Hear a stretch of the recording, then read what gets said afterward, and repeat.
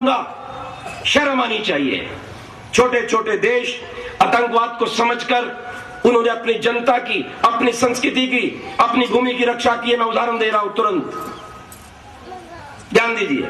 छोटा सा देश जापान, 8 लाख मुसलमान थे, आतंकवाद की बात करते थे, 6 लाख मुसलमान एक झटके में बाहर निकाल दिए। कोई मस्जिद नहीं है संभवतः, और कोई एम्बेसी नहीं किसी मुस्लिम देश की, कोई कानून वहां नहीं है मुस्लिम के लिए, कोई मुसलमान वहां कब्र बनाकर उनकी भूमि को बंजर नहीं कर सकता। क्यों, जी रहा है या नहीं? इसराइल की ओर देखो, उन्होंने कहा अगर एक इसराइल का व्यक्ति मरेगा तो 10 मुसलमानों को काट दिया जाएगा। बोलो लादेन वहां क्यों नहीं पहुंचता? जाए ना मुशर्रफ, सारे मुस्लिम साम्राज्य इकट्ठे होकर जाए ना, संभाले इसराइल को। भारत के नेताओं को इसराइल से सीखना चाहिए, जापान से सीखना चाहिए। ये छोटा सा देश है हमारे बाजू में, बर्मा, इसने 2.5 लाख मुसलमान, जैसे इन्होंने आतंकवाद का नारा लगाया, अल्लाह अकबर कहा, उसने 2.5 लाख उठा करके बांग्लादेश भेज दिए। बांग्लादेश वाला बड़ा दुष्ट निकला।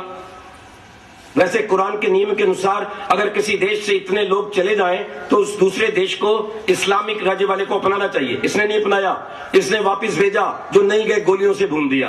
तो बहुत से मुसलमानों की गोलियों से मारे गए। जो वापस पहुंचे, बर्मा वाले ने भी नहीं रखा, अपना कानून बिल्कुल पक्का कर लिया, वोट का अधिकार समाप्त कर दिया, सरकारी सुविधाओं को रोक दिया। वहां से मुसलमान भागकर मलेशिया आदि चले गए और आधे रास्ते में मर गए।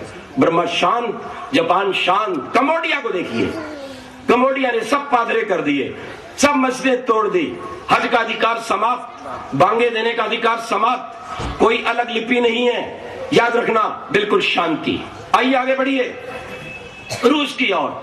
रूस को तोड़ने वाले यही थे, ये इस्लामिक गद्दार।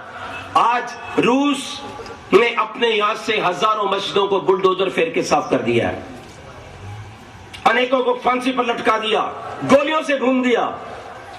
कोई मुसलमान वहां उर्दू भाषा के अंदर अपनी भाषा नहीं लिख सकता, अरबी में नहीं लिख सकता, लेकिन यह तो रशियन लिपि रहेगी। बिल्कुल ठीक बात है, बिल्कुल ठीक बात है। और केवल 1-2 मस्जिद रूस ने छोड़ी है, किसके लिए? कि जो बाहर से मुस्लिम देश के लोग आते हैं उनको खुश किया जा सके। हाँ भाई, तुम्हारी भी चीज रखी हुई है। बिल्कुल शांति कर दी रूस ने। आगे बढ़िए, चीन की ओर चलता हूं मैं। चीन ने तो भी पिछले दिनों नियम बनाया, हजारों मस्जिदें तोड़ दी, लाखों मुसलमान काट दिए, क्योंकि वो भी वहां पे झंडा लहरा रहे थे चांद तारे का, इस्लामिक राज्य बनाएंगे। काट पीट के सब बराबर कर दिए। किसी नौजवान का हज जाना बंद कर दिया गया, 5 बार नमाज पढ़ना बंद कर दिया। हर मुसलमान को चीनी औरतों से शादी करनी पड़ेगी, चीनी भाषा सीखनी पड़ेगी, और चीनी लिपि में ही वो उर्दू को बोलते हैं। क्यों जी? ये भारत के नेता ऊपर से गिरे हैं।